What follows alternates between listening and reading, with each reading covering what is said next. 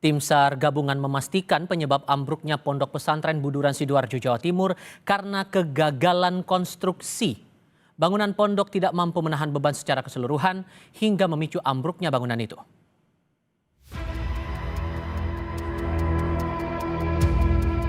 Tragedi ambruknya Ponpes Buduran menyisakan duka kepada ratusan keluarga santri.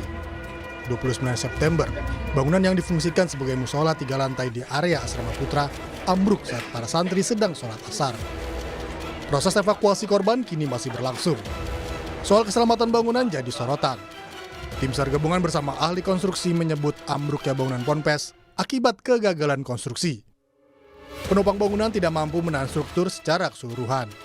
Konstruksi bangunan yang utamanya dari 4 lantai, lalu kemudian akibat kegagalan konstruksi, ini jatuhnya adalah kegagalan konstruksi, kemudian berubah menjadi tumpukan atau istilah internasional itu pancake model. Sebelum ambruk, Ponpes Buduran sedang dalam pembangunan. Ahli struktur bangunan ITS Surabaya Muji Irmawan menyebut, pembangunan yang dilakukan secara bertahap harus memperhatikan struktur bangunan lama dan bangunan baru.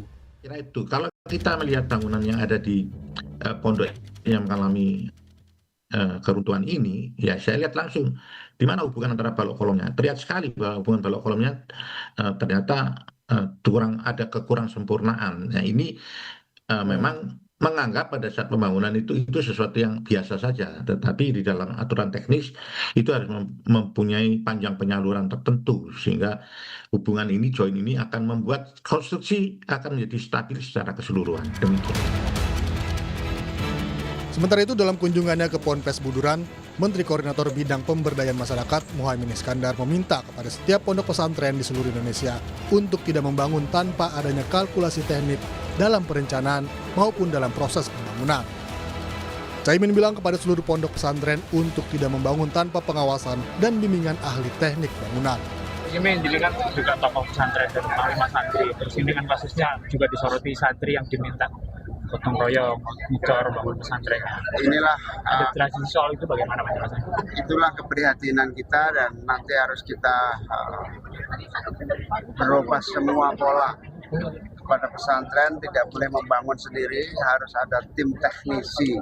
Soal gotong royong itu boleh, tapi bahwa harus ada ilmunya. Kita minta kepada semua pesantren yang lagi bangun tidak boleh membangun tanpa ada kalkulasi teknik. Kejadian ambruknya Ponpes Buduran jadi pelajaran mahal akan pentingnya keselamatan bangunan. Bukan hanya kerugian material, tapi juga hilangnya nyawa tak berdosa. Tim Liputan Kompas TV.